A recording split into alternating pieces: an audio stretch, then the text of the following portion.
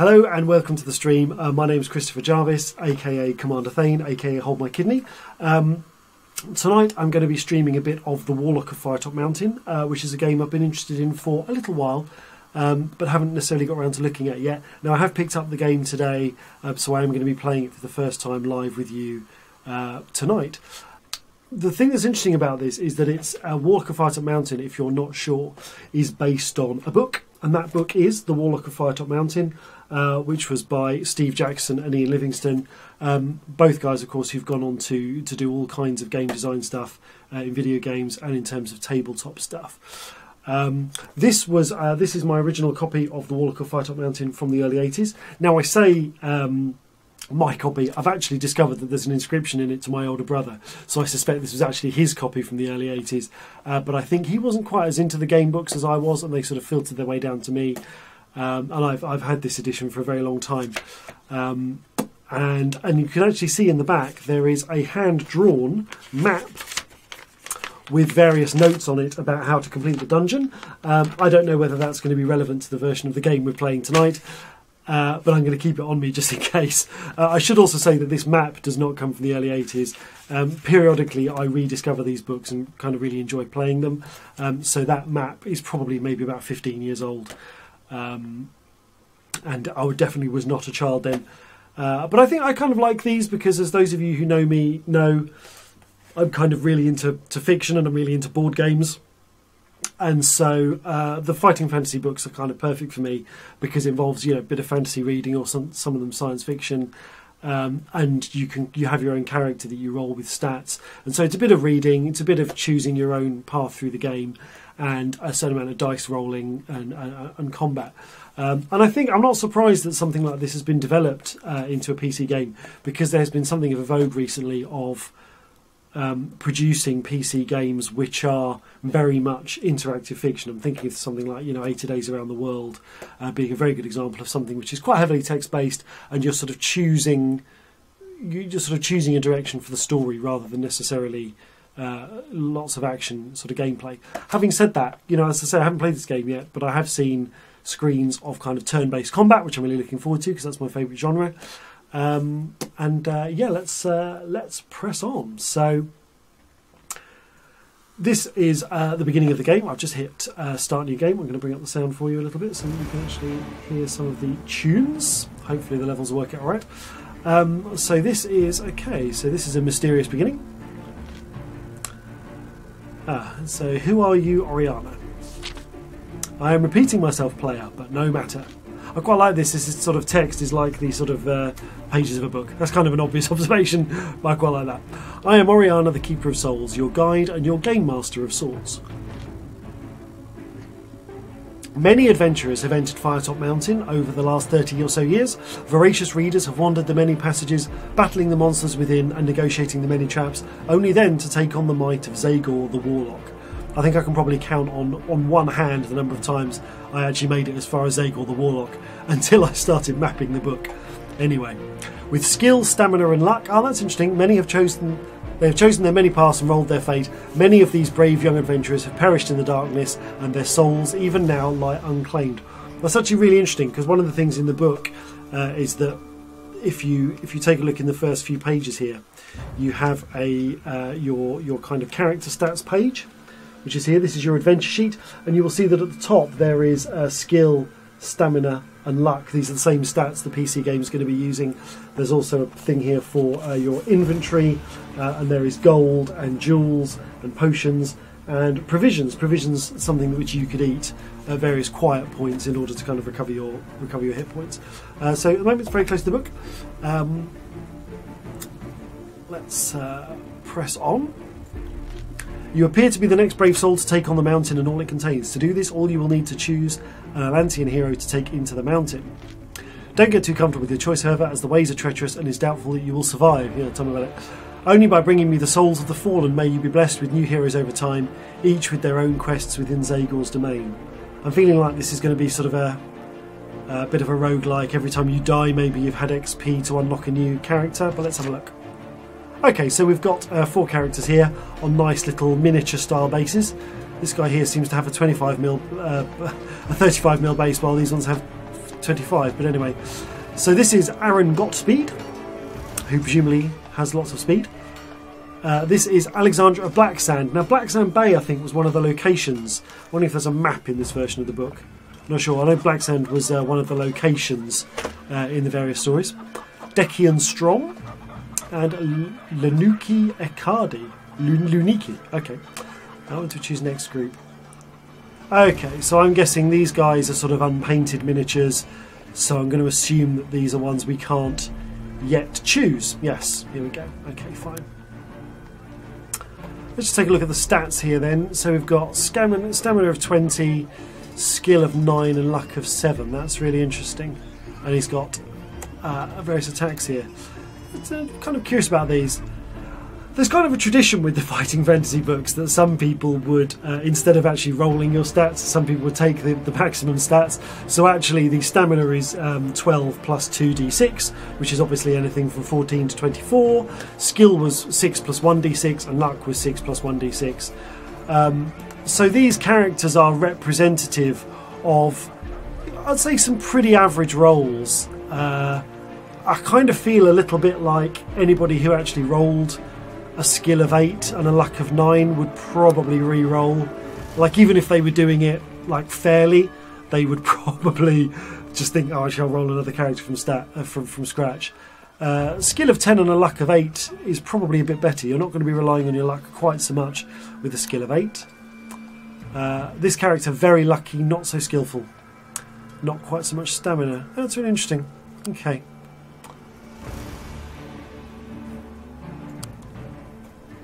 I think this is just too hard to choose. I'm gonna choose on the basis of the miniature that I like the most, and I think at the moment I quite like this guy here. But if this was a really painted miniature, that's really nice work on the chainmail there. Nice bit of some inking there and a bit of dry brushing. So this is someone with pretty low skill, but reasonable luck and reasonable stamina. A ranged attack, I don't know. Let's just go for Decian Strom. Okay, tutorial. Let's have a little look here. Okay, let's learn to fight. Let's see how this works. During your adventures, you encounter many different foes. Yada yada yada. Okay. Let us learn to walk before we start running, shall we? Lin Wensei wants you to fight some quintains, which will allow you to practice some basic combat practice. Okay. So we've got a grid-based layout here. This is looking hopeful for turn-based combat. During combat, you can choose to move or attack by selecting a space. I've lost my mouse pointer. Is that normal?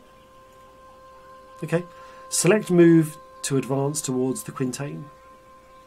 Is move just a thing that I can... Oh, okay. Comes up with a suggestion. After you select your action, both you and your opponent will play out their moves simultaneously. Nice. Move to the side to avoid the quintain's attack. How do we know that that's what he's going to do? Okay, well maybe that'll come. So we're going to move over here.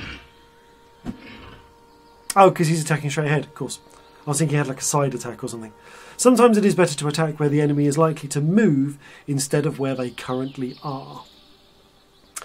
Oh, interesting. Attack the space in front of the quintain. Right. Okay, if both you and foe try to attack each other at the same time, you will clash. It is then a test of who has the greatest skill, with the loser taking damage. So just pure skill or with roll? Let's find out. With a roll. Your enemies will move and attack in somewhat predictable patterns. That will be helpful. Pay attention to when they shake to indicate that they'll be attacking next round. Okay, so they've got a bit of a tell. Use your movement and attacks to defeat the quintain. So is he going to...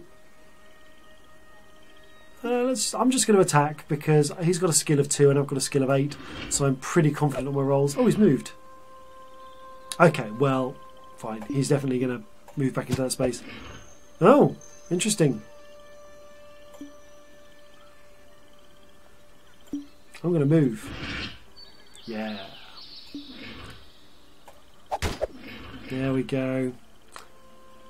That looks pretty obvious to me that he's going to move, so let's attack that space. That's interesting. So it's not completely dependent on rolls. If you can kind of manoeuvre them, then there is an opportunity to do it just with pure tactical skill. That's interesting. Okay, so we've got multiple opponents here. In addition to the basic attacks, your hero has special attacks they can unleash. These powerful attacks can take several turns to recharge, so use them sparingly. Defeat this pair of quintains. Interesting. He's got a skill of 2. I'm going to try just attacking him because I've got a skill of 8 and he's got a skill of 2. So I'm pretty happy.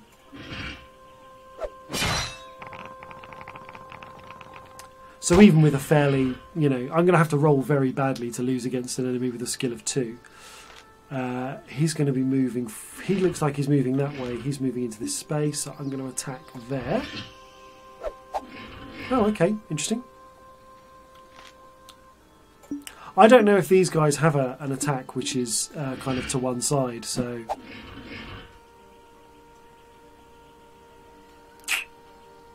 Okay, he's going to move, so let's do a... Oh, so I've got a right slash, okay.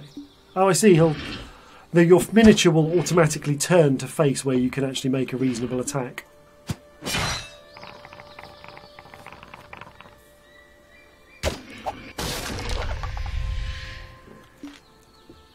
Okay, so my right slash needs to recharge. We're playing a dance, are we? We're playing a dance. Right. There we go. I can see there's going to be a lot of miniatures dancing around each other in this game. I have defeated the quintains. I didn't even get hit. Do I need to learn? Let me do it from your point of view. Your hero starts your adventure with 3 main scores: skill, stamina and luck. Your skill reflects your swordsmanship and general fighting expertise, the higher the better. Your stamina score reflects your general constitution. Your stamina is essentially your hit points. Your will to survive, your determination and overall fitness. And luck indicates how naturally lucky a person you are. Luck and magic are facts of life in Alancia. Now in the book, what you could do is you could do a thing called testing your luck, where if you made a hit on your opponent, you could test your luck. And basically, so you've got a luck score which is 6 plus 1 d6 roll. And what you would do is you would roll 2d6, and if the number you rolled was less than your total luck, you would score a bonus point of damage, and if your roll exceeded your remaining luck, you would do 1 less damage. The trick being that every time you used your luck score, it would diminish by 1. So actually relying on your luck would kind of get worse and worse as the book went on, although there were various things you could do that would restore your luck. So it'd be interesting to see if that's something that is going to come back. Your skill, stamina and luck scores change constantly during an adventure. The adventure sheet will keep a record of these changes. Note that though you may be awarded additional points, these totals will never exceed your initial scores except on very rare occasions. This text is almost verbatim from the book. There you go, test your luck. Yes, so it is still a 2d6 roll, and it will reduce by 1 every time you test it. So this is very familiar with the book. Okay, resurrection stones. While on your quest, keep an eye out for wooden benches like this one. Ah, that's an image from the book, coloured in nicely. This is obviously a save point. Kind of. Oh, that's it from the book, not coloured in. Okay. I can click on it to add or remove the colour. That's nice. Ah, so you sit on benches to restore your stamina. I wonder if they've done away with the provisions thing. Oh no, you also have some provisions which you can use at any time, but they tend to work best when you're resting at a bench, so keep that in mind. Interesting. You'll receive 3 resurrection stones at the start of your quest. This is new. If your adventurer dies heroically, you can use 1 stone to bring them back to life. Be warned though that your hero will only appear at the last bench that you passed. Save points. Worry not, you will keep all souls absorbed between the seat and the location of their death. Okay, so we've got 3 lives. That's very early 80s. Continue with my hero. What do you suppose activate? Let's see what this is. If you're feeling brave, or you simply want to cheat your way through the digital gamebook, free read mode could be for you. In order to correctly play the Warlock of Firetop Mountain to collect souls and unlock heroes, you must choose continuing classic mode. Alternatively, if you want to be an old school cheater, venturing into the mountain with all the story choices, battles and skill rolls unlocked, choose free read mode. I wonder if this is for people who didn't bother to read the battles, they just read the story and just assumed that they would win every battle. I might look at that another day, but for today, we're looking at classic mode. Travel to Firetop Mountain. This is how people move their miniatures.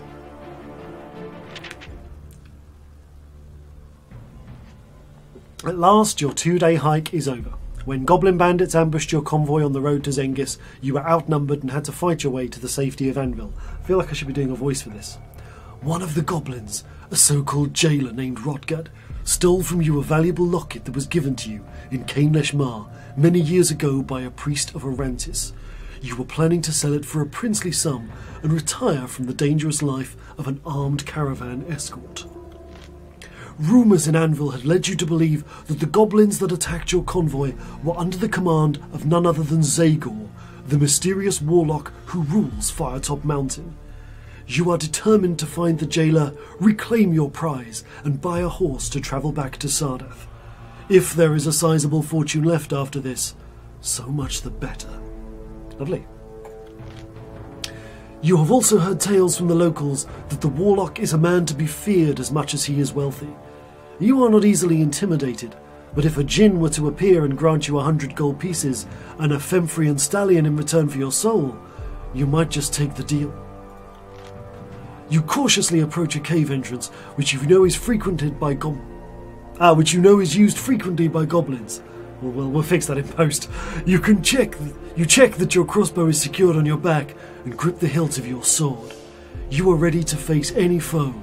Your adventure starts here. Whee! I kind of like that. The entrance to Firetop Mountain. Peer into the gloom. Oh, okay. So this is a 3D representation of what I've read many times in the book. You see dark, slimy walls with pools of water on the stone floor in front of you. The air is cold and dank. Hearing faint scurrying to the east, you light your lantern. This place stinks of goblins and orcs. I'm looking forward to getting hands on my locket so I can get out of here. Step warily into the blackness. Okay. You stand in a dark, slimy cave entrance. Oh, okay. That's sort of like a bookmarky thing. Can we click on... So we can't click on the map. Can we rotate it in any way? I can sort of zoom in and out. Ooh, that's cute. I can sort of drag this around and have a bit of a look around. I don't appear to be able to rotate... Oh, I seem to have lost the ability to zoom in and out as well. I'm not sure quite what I've done here. I seem to be able to zoom...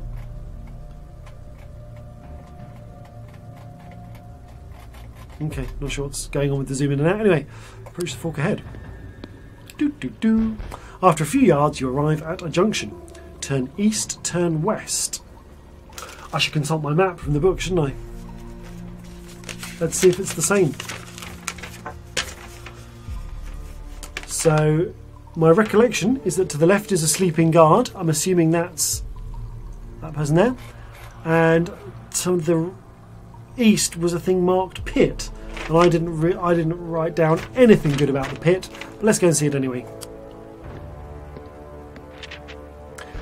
The sound of scurrying continues ahead of you, as well as the sound of heavy footsteps.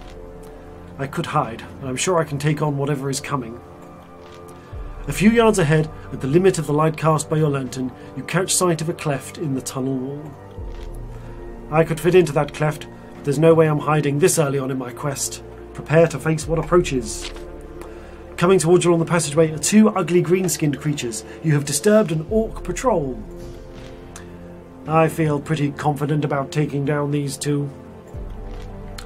As they unsheathe their weapons, you arm yourself and prepare to fight.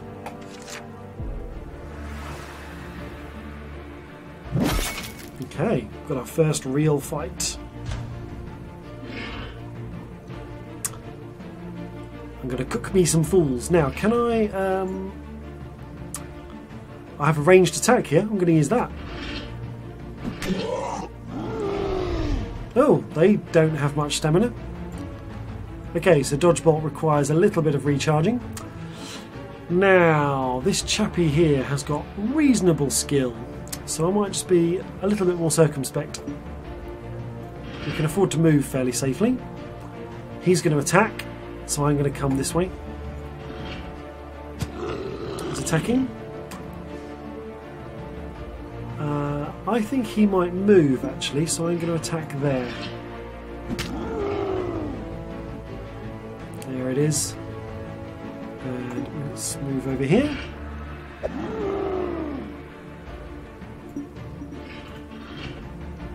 Let's see what it means in the tutorial. They do move in a sort of fairly predictable way. It's not massively out of the realms of imagination that you would figure this out. I think when you've got multiple enemies on the field, it'll probably be more complex. I also wonder if the battlefield ever gets bigger than 4x3.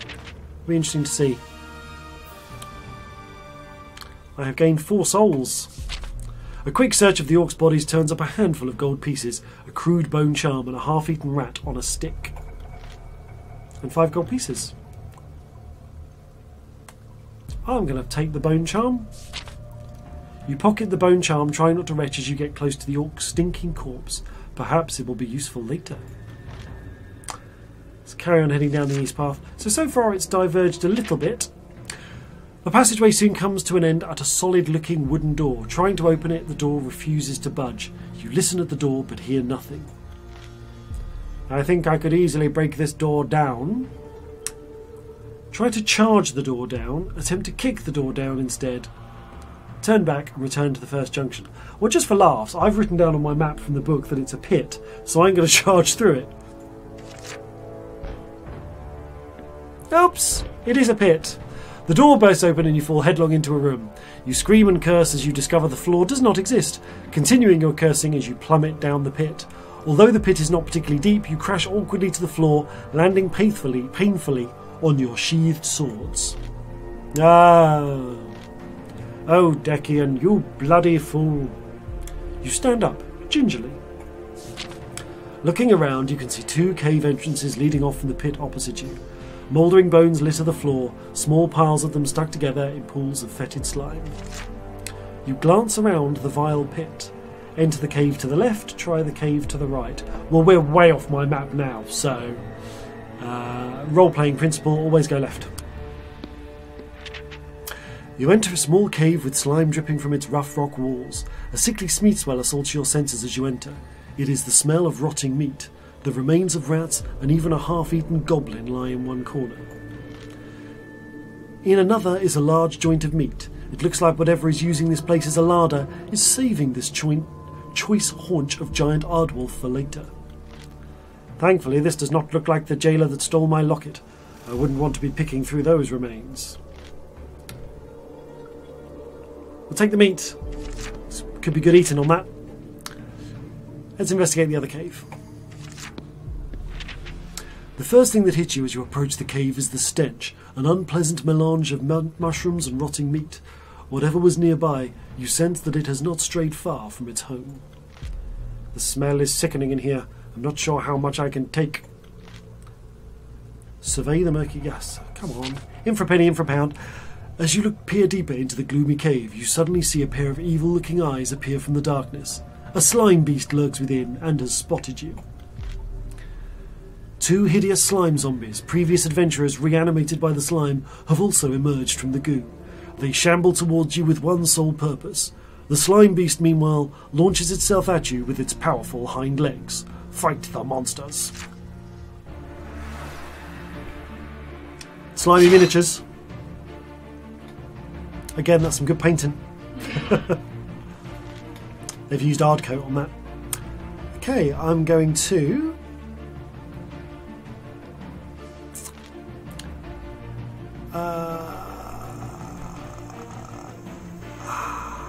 I'm going to have a little attack here.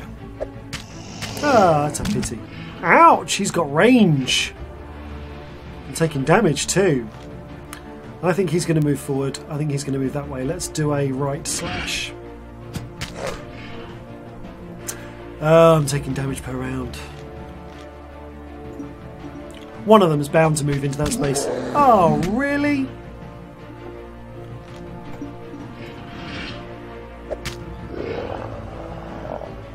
Okay, so we know he's got range. So let's move.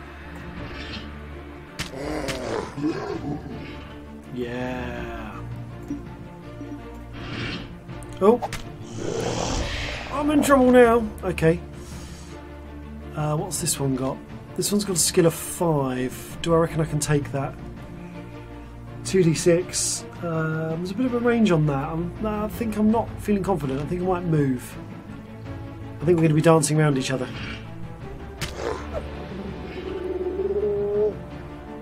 Oh, he's facing that way. That's interesting. Let's try attacking this space. Okay, that's given me a bit of leeway. Nice. Is he going... What's he doing?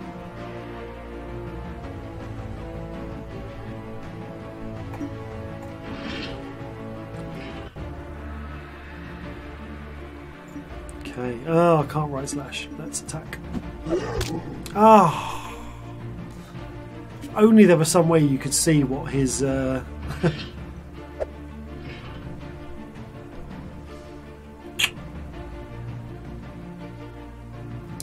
He's got me because we know he's got attacks either side and he's got a range on him. So let's try...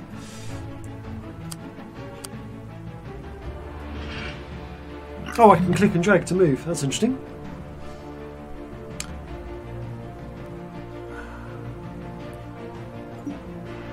I'm going to be a bit circumspect here. Oh, okay.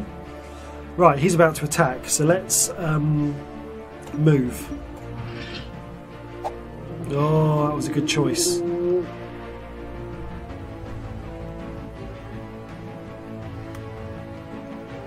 going to move. Interesting. Right, I think I've got him. I'm going to do a right slash. Ah! Harsh. I might just have to take him face to face. I've only got one advantage over him though. I'm going to try moving. Let's try the bolt. Oh no. Oh, I see you fire and move at the same time. That's kind of cool. So he's going to attack. Can we do a right slash? We can't. Can I just... There's no option to stay put. Let's move then.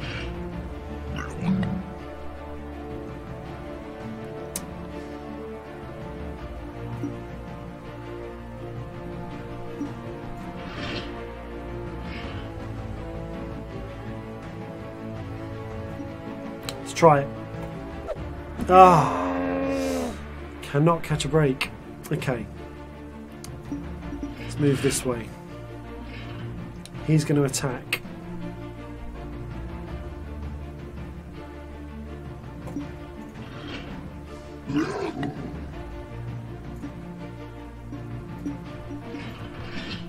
Got him.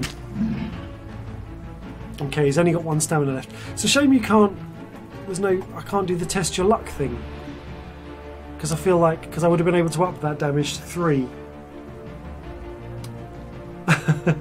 I've been joined in Twitch by Hilaire. Hello, Hilaire. This is it. It is a bit like Come Dancing. We do seem to be just moving around each other. What I'm trying to do is I have a skill of 8 and my opponent has a skill of 7. And if we hit each other at the same time, the result is determined by a roll of 2d6. And 7 and 8 is a bit too close to call. But if I can hit him when he doesn't hit me, then I automatically get the hit. So yes, there is a certain amount of Come Dancing involved. Let me...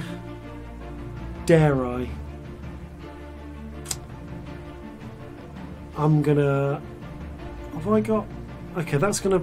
That attack is gonna have cooled down in a minute, so let me move over here. Ah, sucker punch.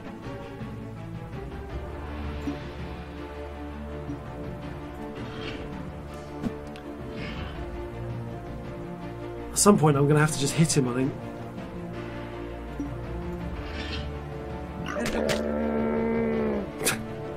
Do I get my health back if you win the combat? I don't know. This is the first combat in which I've lost health. and I have a feeling I'm about to lose. So, no.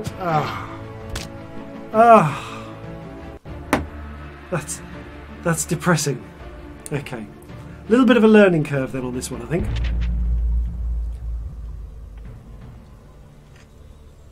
So I did establish at the beginning of the game that I was given 3 resurrection stones, which kick in if I've passed a bench. I haven't even made it as far as a bench, so it is just game over. So I'm just going to click through and get back to where we were.